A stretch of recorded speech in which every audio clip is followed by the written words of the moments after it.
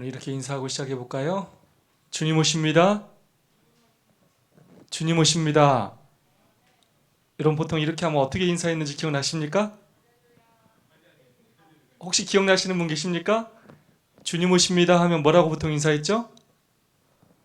뭐 준비합시다 이렇게 저희가 인사를 했었습니다. 지금 잠깐 좀 정신이 없었는데 다시 한번 해보도록 할까요? 주님 오십니다. 네, 감사합니다. 정말 예수님 오실 시간이 가까이 이르러 온 것 같습니다. 또 깨어 준비한 우리 모두가 되기를 간절히 소망합니다. 안식구 3일 동안 평안하셨습니까? 화요 기도회를 맞이하여 성전을 취하신 여러분 모두를 진심으로 환영합니다. 특별히 우리 젊은 우리 여집사님 두 분이 늘 그 자리에 앉아 계셔서 얼마나 감사하고 또 반가운지 모르겠습니다. 진심으로 환영합니다. 우리 찬양대장님이 찬양을 인도할 때도 은혜가 넘치지만 우리 안성월 장로님께서 인도하실 때도 아주 은혜가 충만합니다. 전보라는 찬양, 어려운 찬양임에도 불구하고 또 많은 성도들에게 큰 은혜와 감동이 되었습니다. 찬양 우리 사역자들에게 진심으로 감사를 드립니다. 우리 다 함께 오늘도 사랑과 소망을 담아서 옆 사람과 인사하고 시작하겠습니다. 하늘까지 함께 갑시다. 네, 감사합니다. 13. 다른 사람들에게는 이 의미가 어쩔지 몰라도 우리 재림교인들에게는 우리가 이 교과 공부를 통해서 이 늘 한 길을 이렇게 살아가기 때문에 이 13이라는 숫자는 늘 우리에게 이 마지막이라는 의미가 담겨 있습니다. 한 해를 또 마지막으로 저희가 이렇게 이제 안식일을 맞이하게 될 거고요. 그러면서 우리가 한 기에 또 마지막을 함께 공부하게 되었습니다. 이번 주 금요일이 연말 찬양의 밤이기 때문에 오늘 저희들이 마지막으로 13과를 살펴보도록 하겠습니다. 이번 한기 제목이 뭐였습니까? 이번 한기 제목이 신명기 속의 현대 진리. 이것이 우리의 시대와 동시대에 쓰여진 이야기가 아니지만 이 신명기가 오늘을 살아가는 우리에게 어떤 의미가 있는지를 우리가 함께 살펴보는 시간들을 가졌습니다. 가나안을 바로 눈앞에 든 그 가나안의 경계선에 서 있는 그 이스라엘 백성들에게 모세가 주었던 권면의 말씀들을 우리가 살펴보았습니다.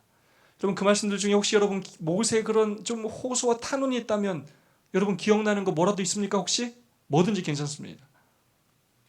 모세가 어떤 호소를 했습니까?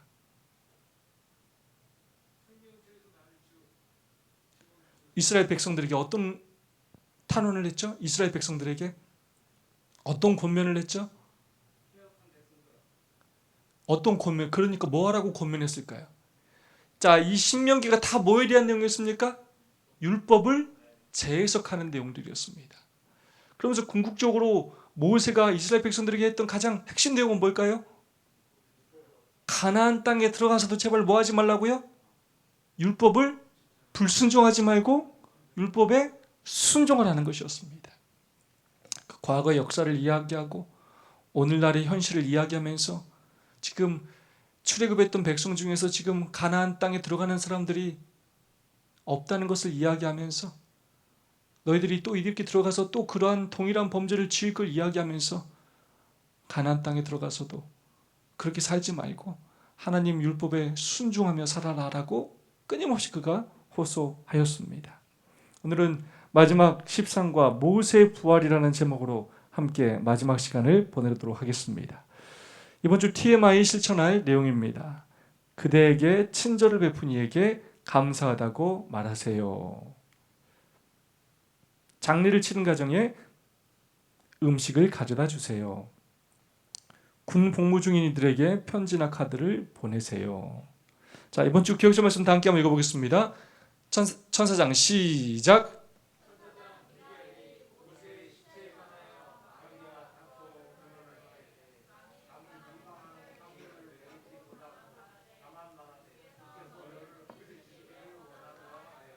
아멘. 유다서 1장 9절의 말씀입니다. 제목이 모세의 부활이었던 것처럼 이 성경절은 모세의 부활에 관해서 유다서에 기록된 말씀을 기억절로 이렇게 사용하셨습니다. 방금 전에 말씀드렸던 것처럼 이 신명기는 모세가 가나안을 눈앞에 둔 이스라엘 백성들에게 4번에 걸쳐서 호소한 내용이었습니다. 그의 설교요 권면이 담긴 내용입니다. 제발 가나안 땅에 들어가서는 율법에 순종하며 살아라. 율법이 너희들에게 행복을 주기 위한 하나님의 뜻이라는 사실을 기억하고 너희들을 선조들의 그 역사를 좀 돌아보고 그렇게 살지 말고 꼭 하나님의 말씀에 순종해라 라고 호소하는 내용들이었습니다. 그러면서 오늘 마지막 우리가 살펴볼 내용은 31장부터 34장에 기록된 마지막 모세의 은퇴, 특별히 죽음에 관련된 내용을 우리가 마지막으로 살펴보게 될 것입니다. 신명기가 누가 결국 다 말하는 내용입니까? 모세가 했던 내용들이에요. 근데 이제 그 주인공이 마지막으로 죽는 장면과, 근데 그것이 그냥 죽는 것으로 끝나는 것이 아니라 하나님께서 마침내 그를 뭐 하신다고요? 오늘의 제목처럼 부활시키시는 내용까지 그렇게 다루고 있는 내용입니다. 일요일 서주입니다. 모세의 죄라는 제목입니다. 민수기 20장 1절로 5절 말씀 제가 봉독하겠습니다. 첫째 달에 이스라엘 자손 곧 온 회중이 신광야에 이르러 백성이 가데스에 이르더니 미리암이 거기서 죽음에 거기에 장사되니라. 회중이 무리 없으므로 모세와 아론에게도 모여드니라. 백성이 모세와 다투어 말하여 이르되 우리 형제들이 여호와 앞에서 죽을 때에 우리도 죽었더라면 좋을 뻔하였도다. 너희가 어찌하여 여호와의 회중을 이 광야로 인도하여 우리와 우리 짐승이 다 여기서 죽게 하느냐? 너희가 어찌하여 우리를 애굽에서 나오게 하여 이 나쁜 곳으로 인도하였느냐? 이곳에는 파종할 곳이 없고 무화과도 없고 포도도 없고 석류도 없고 마실 물도 없도다. 여러분, 이게 지금 어느 책에 기록되어 있다고요? 민수기 20장 1절로 5절. 가데스에 이르렀을 때 이스라엘 백성들이 했던 불평의 내용입니다. 이때는 언제냐면 민수기 20장의 사건은 출애굽을 하고 나서 첫 번째 물로 그들이 하나님께 원망하고 모세에게 반역했던 때로부터 38년이나 지났던 때입니다. 몇 년이 지났다고요? 38년. 근데 지금 그들이 이렇게 불평 불만하는 내용이 언제하고 똑같냐면 출애굽했을 때 처음하고 아주 똑같아요. 차라리 우리 조상들처럼 광야에 다 죽게 하지 왜 우리를 이 나쁜 땅으로 데려왔느냐. 지금 하나님께서 그들을 어느 땅으로 인도하시려고 하는데요? 젖과 꿀이 흐르는 그 가나안으로 인도하려고 하는데 차라리 우리를 광야에서 죽게 내버려두지, 애굽에서 죽게 내버려두지, 우리를 데리고 와서 이 나쁜 땅으로 인도하고 이것도 없고 이것도 없고 이것도 없고 물도 없다라고 원망하고 있는 것입니다. 한번 역사를 돌아봐야 합니다. 그럼 하나님께서 여태까지 38년 동안, 거의 40년 동안 하나님께서 그런 물을 주시지 않은 것처럼 보여요, 안 보여요? 마치 이 사건만 보면 지금까지 하나님께서 아무런 물도 주시지 않은 것처럼 이야기하고 있어요. 근데 여러분 생각해 보십시오. 광야에서 물 없이 살 수 있습니까? 200만 명이 넘는 이스라엘 백성들이 정말로 물 없이 살 수 있었겠어요? 절대 그럴 수가 없습니다. 우선 출애굽기 16장의 사건을 좀 봐야 합니다. 왜 제가 이걸 다시 살펴보냐면 아까도 여러분 볼 때 뭐가 나오냐면 신광야라는 표현이 나옵니다. 어떤 광야가 나온다고요? 신광야. 근데 제가 일부러 여기 영어 표현을 썼어요. 영어는 진이에요. 진. 자, 근데 그 다음은 출애굽기 16장 1절은 애굽에서 나온 지 정확히 한 달이 지났을 때 신광야에서 있었던 사건을 기록합니다. 이게 처음으로 한 달이 지나고 나서 만나를 먹기 시작한 사건이 있었던 곳이 어디라고요? 신광야입니다. 그리고 그 다음 장 17장에서 어떤 일이 있게 되냐면 이스라엘 자손의 온 회중이 여호와의 명령대로 신광야에서 떠나 그 신광야에서 만나를 먹기 시작하고 그 다음에 광야를 떠난 다음에 르비딤에 도착했을 때 뭐가 없었다고요? 마실 물이 없는 자라. 그래서 우리에게 물을 주어 마시게 하라. 너희가 어찌하여 나와 다투느냐? 너희가 어찌하여 여호와를 시험하느냐? 당신이 어찌하여 우리와 우리 자녀와 우리 가축을 목말라 죽게 하느냐? 라고 물을 달라고 그렇게 하나님과 모세를 원망하고 모세와 다투었던 사건이 있었던 곳이 어디라고요? 바로 그 신광야 다음인 르비딤에서 장막을 쳤을 때였습니다. 그랬을 때 하나님께서 어떻게 하셨느냐?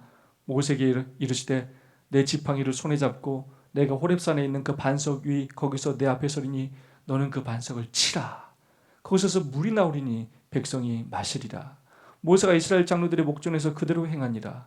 그가 그곳 이름을 마사 또는 무리바라 불렀으니 이는 이스라엘 자손이 다투었으며 또는 그들이 여호와를 시험하여 이르기를 여호와께서 우리 중에 계신가 안 계신가 하였음이더라.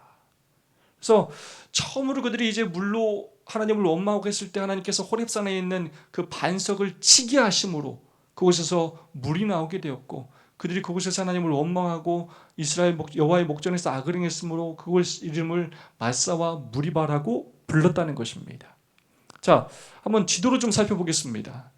지금 16장 다음에 17장 16장에 일어났던 사건, 이 신광야는 바로 출애굽의 여정 가운데 수르광야 밑에 시내산에 가기 전에 그곳을 신광야라고 합니다.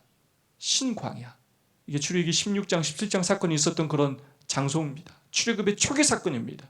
출애굽에서 광야의 초기 사건이라고 할 수가 있겠습니다. 그리고 이제 38년이라는 시간이 흘러서 이제 그들이 가나안을 눈앞에 두고 지금 사해 서쪽에서, 그곳이 무슨 광야라고요? 모압 맞은편 진광야. 네, 한글 번역으로는 똑같이 신광야라고 되어 있어서 이게 헷갈리기가 쉬워요. 네, 이건 영어로는 진광야입니다. 이 광야에서 지금 38년 후에 지금 또 무슨 타령한다고요? 물 타령을 하고 있는 것입니다.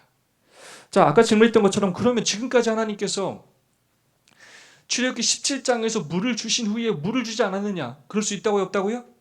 그럴 수가 없어요. 물을 주시지 않았다면 살 수가 없어요. 자, 시편 78편 15절 16절은 그래서 어떻게 기록하느냐? 광야에서 반석을 쪼개시고 매우 깊은 곳에서 나오는 물처럼 흡족하게 마시게 하셨으며 또 바위에서 시내를 내사 물이 강같이 흐르게 하셨으나, 하나님께서 그 출애굽기 17장 사건 이후로부터 지금 진 광야에서 그들이 물로 원망하기 전까지 지금까지 모든 광야의 여정 동안 하나님께서 그들에게 물을 어떻게 하시겠다고요? 흡족하게 마시게 하셨어요. 여러분 생각해 보세요. 그 양이 얼만큼이야 흡족하게 마실지. 아까도 말했던 것처럼 장정만 60명이 넘고 200만 명이 넘는 수입니다. 그 사람들이 정말로 흡족히 마실 만큼 반석에서 하나님께서 끊임없이 물을 내셨다는 것입니다. 다 같은 신령한 음료를 마셨으니 이는 그들을 따르는 신령한 반석으로부터 마셨음에 그 반석은 곧 그리스도시라. 이스라엘 백성들이 그런 광야 여정을 이야기하면서 뭐라고 하냐면, 이 표현이 굉장히 중요한 표현이에요. 그들을 따르는 신령한 반석으로부터. 늘 하나님께서, 예수님께서 그들을 따라다니면서, 반석이신 예수님께서 그들을 따라다니면서 그들에게 뭘 공급해 주셨다고요? 신령한 음료를, 물을 계속해서 공급해 주셨다는 것입니다. 그것도 아까 시편의 표현대로 하면 어떻게 공급해 주셨다고요?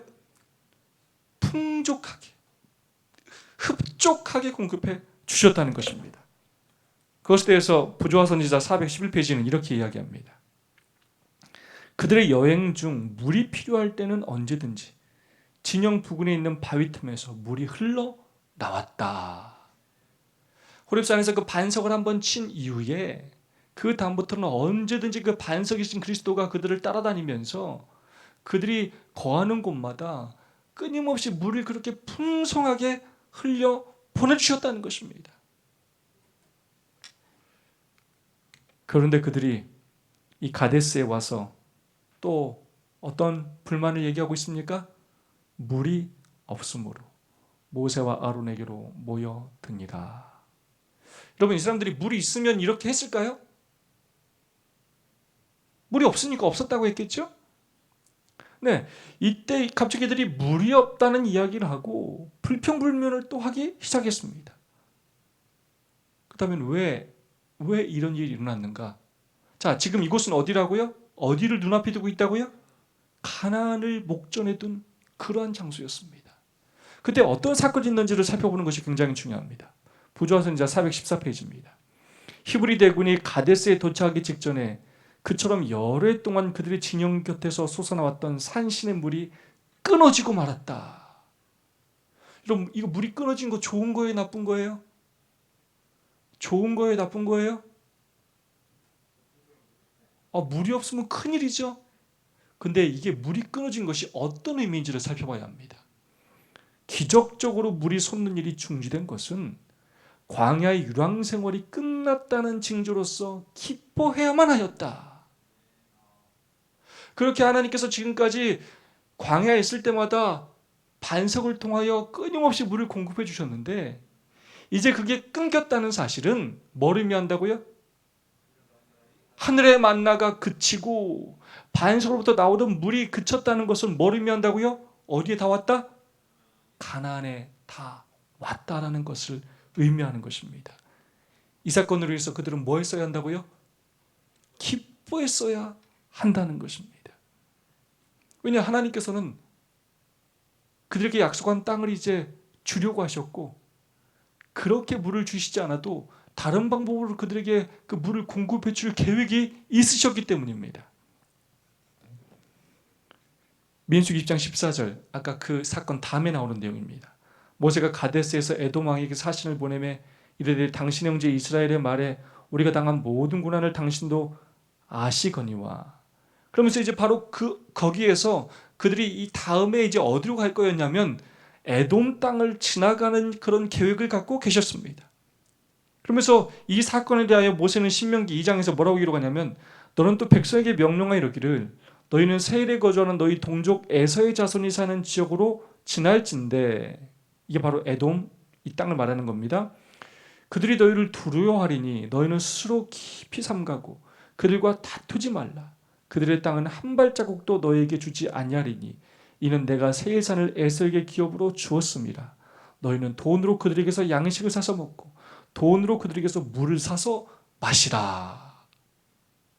그곳에서 물이 그쳤고 그들은 그 사건을 기뻐해야 했고 이제 곧바로 다음에 지날 그 에돔 땅에서는 하나님께서 그들에게 뭐 하도록 명령하셨어요? 물을 돈 주고 사 먹도록 명령하셨습니다. 하나님은 그들을 위하여 이미 다른 계획을 갖고 계셨고 그것을 다 가르쳐 줬음에도 불구하고 그들은 뭐 했다고요? 불평하고 불만하고 하나님을 대적하려 들려 했다는 것입니다. 여러분, 모세 입장에서 참기가 쉬웠을까요? 어려웠을까요? 정말로 모세 입장에서는 참기가 어려운 행동들이었습니다. 해도 해도 너무 하는 그런 이스라엘 백성들이었습니다. 아주 그냥 불평 불만하기 위해서 살아있는 사람들처럼 어떤 상황에서든지 건수를 잡아서 어쨌든 모세에게 달려들고 하나님을 원망하고 불평을 했던 그런 이스라엘 백성들의 모습처럼 보였을 것입니다. 그때 하나님께서 뭐라고 하시느냐? 여호와께서 모세에게 말씀하여 이르시되 지팡이를 가지고 내 형 아론과 함께 회중을 모으고 그들의 목전에서 너희는 반석에게 명령하여 물을 내라 하라. 내가 그 반석이 물을 내게 하여 회중이 그들의 짐승에게 마시게 할지니라. 모세가 그 명령대로 여호와 앞에서 지팡이를 잡으니라. 하나님께서 뭐 하라고 명령하셨습니까? 그게 중요한 것이 아니라 우리가 지금 모세의 죄에 대해서 살펴보는데 뭐가 어떤 표현이 중요할까요? 반석에게 명령하여 물을 내라라고 명령하셨어요. 근데 모세가 어떻게 하느냐? 모세와 아론이 회중을 그 반석 앞에 모으고 모세가 그들에게 이르되 반역한 너희여 들으라. 우리가 너희를 위하여 이 반석에서 물을 내려 하고 모세가 그의 손을 들어 그의 지팡이로 반석을 2번 치니 물이 많이 솟아나오므로 회중과 그들의 짐승이 마시니라. 모세가 뭘 어겼습니까? 하나님께서 뭐라고 하셨어요? 명령하라고 하셨는데 어떻게 했습니까? 반석을 쳤어요. 그것도 몇 번이나 쳤어요? 두 번 친 게 죄가 아니라, 물론 두 번 친 것도 죄인데 한 번 친 것도 죄예요. 하나님은 뭐라고 하셨다고요? 명하라고 하셨습니다. 왜 이것이 그렇게 중요한 사건이냐? 사실 이 반석은 예수 그리스도를 상징하고요, 침을 당한 반석은 예수님을 상징합니다. 그 반석이 바로 예수님을 상징합니다. 한 번, 그 오렙산에서 반석을 딱 한 번 친 건 딱 한 번밖에 안 쳤어요. 한 번만 쳤어야 돼요. 그 다음부터는 치지 말았어야 합니다. 왜냐하면 그 한 번 친 것은 뭘 상징하냐면 바로 예수님의 십자가의 희생을 의미합니다. 그리스도를 상징한 반석은 그분께서 한 번 희생이 되셔야 한 것처럼 한 번 침을 당하였다. 두 번째는 마치 우리가 예수의 이름으로 축복을 간구하기만 하면 되는 것처럼 반석에게 명하기만 하면 되었다. 반석을 치는 것은 바로 그런 의미였어요. 그래서 하나님께서는 모세에게 명하라고 명령하셨습니다. 근데 너무나 화가 나고 도저히 참기 힘들었던 모세가 하나님의 그 명령을 순종하지 못하고 내가 너에게 물을 내려 하면서 반석을 뭐 했다고요? 쳤어요. 그 친 건 마치 예수님을 다시 한번 또 희생하게 하는 것과 마찬가지 의미가 있다는 것입니다. 예수님의 그 희생은 단 한 번으로 족합니다. 우리가 친의 평생에 딱 한 번 받는 것과 마찬가지예요. 그 다음부터는 우리가 세종 예식을 통하여, 성만찬 예식을 통하여 우리의 죄를 회개하고 용서하고 구원을 확신하고 또 매일의 기도를 통하여 회개하고 간구하는 일을 함으로써 죄를 용서받습니다. 그런데 모세가 결국 자신의 분노 때문에 여호와 앞에 범죄를 하고 말았다는 것입니다. 모세는 분노로 인해 오직 하나님만이 하실 수 있는 일을 마치 자신이 백성들을 위해 할 수 있는 것처럼 이야기하는 실수를 저질렀다. 우리가 물을 내랴 하면서 정말로 하나님을 드러내야 할 그 순간에 자신을 드러내는 실수를 범했다는 것입니다. 그것이 바로 모세의 죄 가운데 하나입니다. 민수기 20장 12절로 13절은 그걸 어떻게 표현했느냐? 여호와께서 모세와 아론에게 이르시되 너희가 나를 믿지 아니하고, 자, 모세가 이렇게 행동한 건 누굴 믿지 않은 거라고요? 하나님을 믿지 않은 것이라고 말씀하시면서 이스라엘 자손의 목전에서 내 거룩함을 나타내지 아니한 고로 너희는 이 회중을 내가 그들에게 준 땅으로 인도하여 드리지 못하리라 하시니라.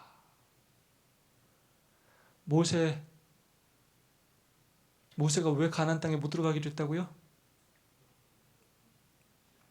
반석을 두 번 쳤어요. 근데 그때 하나님이 아니라 누구를 드러냈다고요? 자신을 드러냈어요. 근데 그거에 대해서 지금 뭐라고 표현합니까? 뭐를 나타내지 못했다고요? 여호와의 거룩함을 나타내지 못했다는 것입니다. 그 순간 누구를 믿고? 하나님을 믿고, 아무리 화가 나고 속상했더라도 하나님을 믿고 하나님의 거룩함을 나타내면서 하나님의 뜻을 보여주는 지도자였어야 하는데 그렇게 하지 못함으로 하나님께서 모세로 하여금 가나안 땅에 들어가지 못하도록 그렇게 하셨다는 것입니다. 보좌성자는 이렇게 표현합니다. 하나님의 자리에 자신들을 두었던 모세와 아론은 이 기회에 백성들이 하나님께 경외심을 갖도록 그들을 감명시키고 하나님의 능력과 선하심에 대한 저들의 믿음을 굳게 해주어야 하였다. 그들이 분노하여 우리가 너희를 위하여 이 반석에서 물을 내라고 부르짖었을 때에 마치 그들은 그 능력이 인간의 약점과 정욕을 소유한 자신들에게 놓여있는 것처럼 그들 자신을 하나님의 자리에 두었던 것이다. 이 얼마나 두려운 말씀입니까? 우리도 이런 실수와 죄를 저지를 때가 있지 않습니까?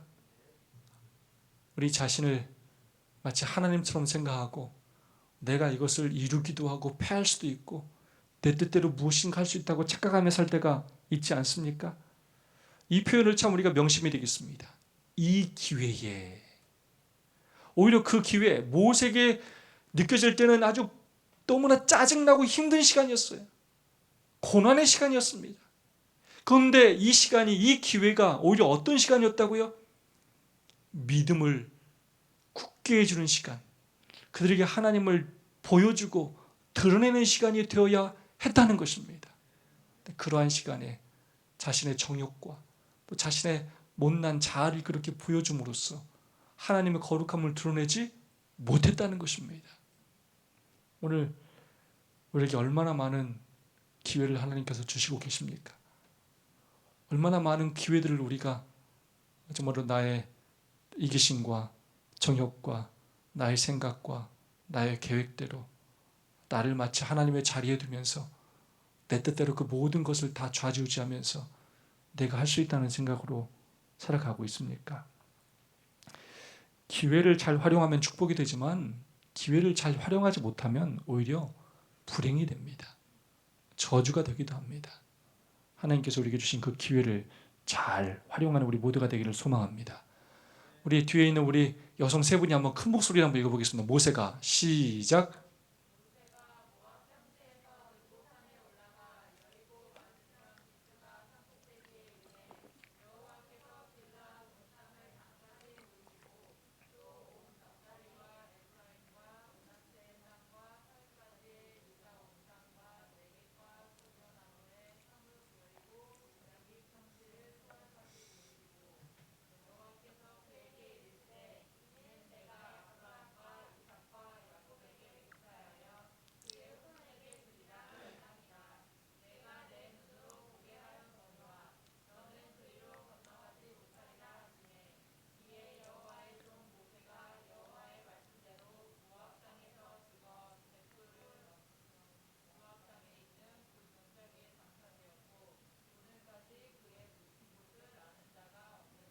감사합니다. 그럼 모세가 결국 죽는 모습이 신명기 34장에 기록되어 있습니다. 근데 마지막 장면이 어떻게 보면 너무 속상하고 가슴 아파 보여요. 하나님께서 그를 느보산 꼭대기로 데려가서 다 보여주셔요. 약속했던 그 땅을 다 보여주시고, 사실 그때 모세가 부탁도 했어요. 하나님 좀 들어가게 해주시면 안 되겠냐고. 그랬더니 안 된다고 또 말씀하셔요.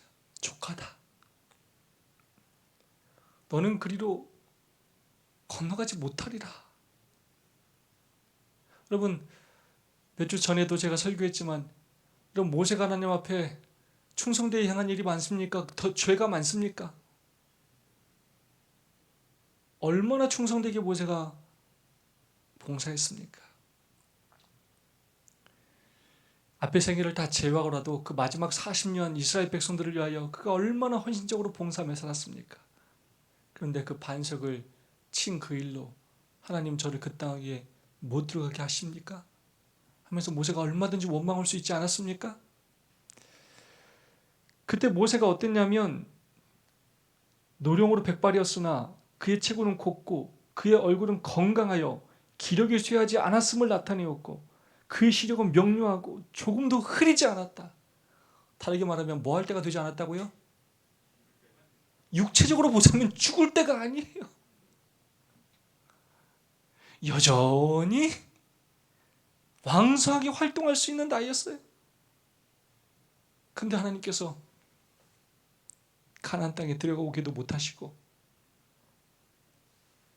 그 산에서 지금 모세를 잠들게 하시는 것입니다. 그것도 지금 사람이 있다고요, 없다고요? 그 어떤 사람도 그곳에 올라오게 하지 않으셨어요. 부조화 선지자는 이렇게 말씀합니다. 모세는 자기가 홀로 죽어야 함을 알고 있었으며 세상에 어떤 친구도 그의 임종 시간에 그를 도와주도록 허락되지 않았다. 그의 앞에 놓인 장면은 신비하고 장엄하였으며 그 장면은 그의 마음을 위축시켰다. 그가 쓰라린 시련은 그가 보호하고 가장 쓰라린 시련은 그가 사랑하고 보였던 백성, 사랑했던 백성, 그의 관심과 생명이 그처럼 오랫동안 연합되었던 백성에서 떠나는 일이었다. 그러나 모세는 하나님을 신뢰하는 법을 배웠으며 의심 없이 믿음으로 자기 자신과 그의 백성을 하나님의 사랑과 자비에 의탁하였다. 그런 상황에서도 모세는 자신의 생명까지 하나님께 뭐 했다고요? 의탁했다는 것입니다. 그의 관심과 소망은 죽으면서까지도 그의 사랑하는 백성이었다는 것입니다. 이 얼마나 아름다운 믿음의 사람의 마지막 모습입니까? 살아남은 이들은 모세의 죽음에 대하여 이렇게 표현합니다.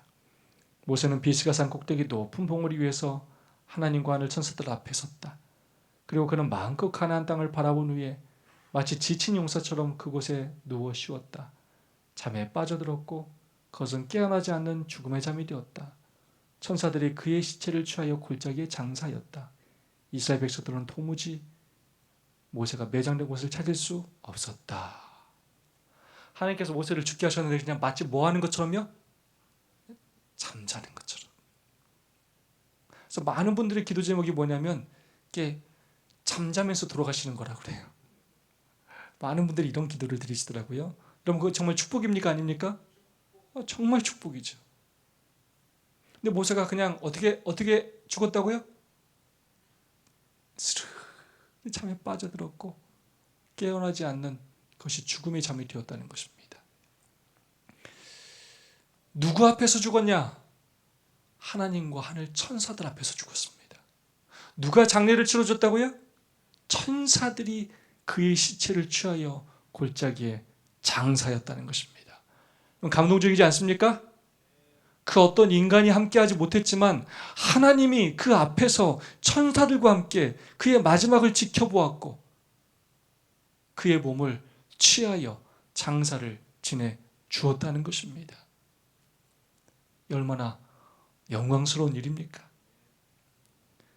수요일 소식 모세의 부활. 감동적인 것은 이겁니다. 이걸로만 끝났다면 정말로 가슴이 아팠을 것입니다. 그것이 끝이 아니라는 것입니다. 아까 우리 기억절에서 봤던 말씀입니다. 이걸 세번역 성경을 한번 보겠습니다. 천사장 미가엘은 모세의 시체를 놓고 악마와 다투면서 논쟁할 때 차마 모욕적인 말로 단죄하지 못하고 주님께서 너를 꾸짖으시기를 바란다 이렇게만 말하였습니다. 무슨 말이냐? 모세가 그렇게 그곳에서 죽고 끝난 것이 아니라는 것입니다. 유다서에서는 그 모세 시체를 두고 하나님과 사단 사이에 이렇게 말이 오가는 내용이 기록되어 있는데 사단은 왜 모세를 부활시키십니까? 모세가 이런 죄를 짓지 않았습니까? 라고 하였을 때 하나님께서 사단을 뭐 했다고요? 꾸짖으셨다는 것입니다. 보좌선지자는 이렇게 얘기합니다. 모세는 죄의 결과로 사단의 권세에 빠졌다. 그 자신의 행위대로라면 그는 당연히 죽음의 포로였다. 그러나 그는 구주의 이름을 의지함으로 부활하여 영생을 얻었다. 모세는 영광스럽게도 무덤에서 나와 당신의 구원자와 함께 하나님의 도성으로 승천하였다. 하나님께서 왜 모세를 가나안 땅 바로 앞에서 죽게 하셨다고요? 모세를 뭐 하시기 위해서요? 부활시키시기 위해서라는 것입니다. 그리고 하늘로 승천시키기 위해서라는 것입니다.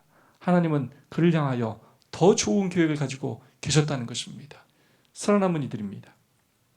모세가 만일 계속하여 하나님께 신실하고 그의 생애가 이 한 가지 범죄 즉 반석에서 물을 내게 함으로써 영광을 하나님께 돌리지 못한 그 죄로 더럽혀지지 아니하였더라면 그는 약속하신 땅에 들어갔을 것이요 죽음을 맛보지 아니하고 승천하였을 것이다. 천사와 더불어 모세를 매장하신 미가엘 즉 그리스도는 그가 장관 동안 무덤에 있은 후에 하늘에서 내려오사 그를 부활시켜 하늘로 데려가셨다. 만약 모세가 그런 죄를 짓지 않았다면 그는 살아서 승천했을 것이고 그런 죄를 졌기 때문에 이 땅에서 한번 죽게 하셨지만 또 머지않아 그를 뭐 하셔서요? 부활시키셔서 하늘로 데려가셨다는 것입니다. 그래서 결국 이 사건을 통하여 우리는 뭘 하냐면 예수님이 변화산 사건 여러분 아시죠? 마태복음 17장에 나오는 그 변화산 사건에서 누구 내려옵니까? 엘리야와 또 누굽니까? 한 명이 바로 모세입니다.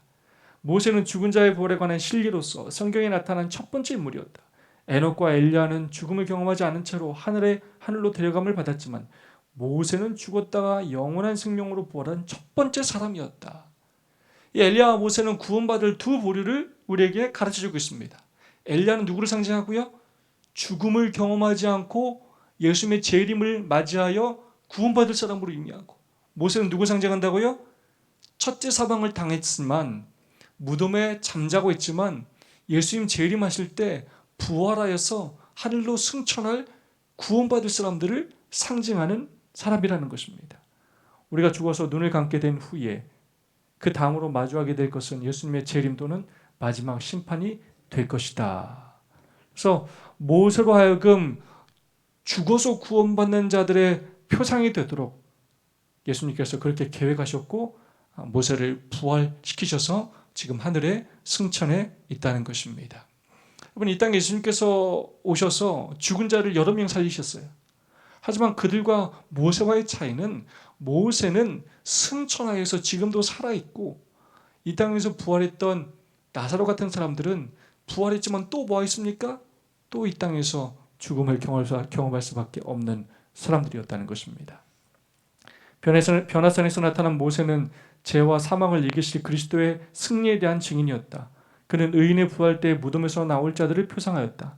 죽음을 보지 않고 하늘로 변화되어 올라갈 엘리야는 그리스도께서 재림하실 때 지상에 살아남아 있는 자들, 곧 이 썩을 것이 썩지 아니함을 입고 이 죽을 것이 죽지 아니함을 입을 때에 마지막 나팔에 순식간에 호련히 다 변화하게 될 무리들을 상징하였다. 아멘.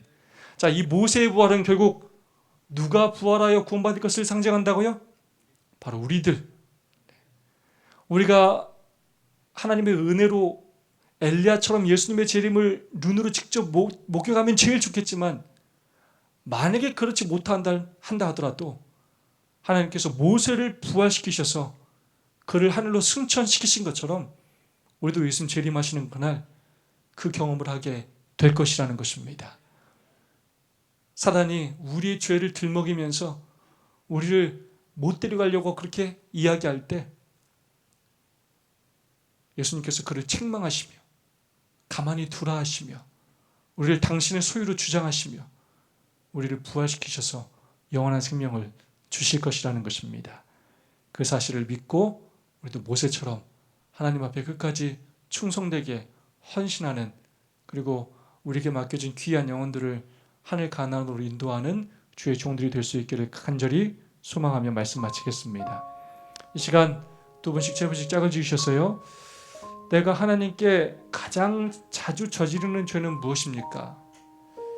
그리고 그러한 삶에서 변화되기 위해서 내가 어떤 노력을 해야 할지 또 하실지 함께 좀 나누는 시간을 갖도록 하겠습니다.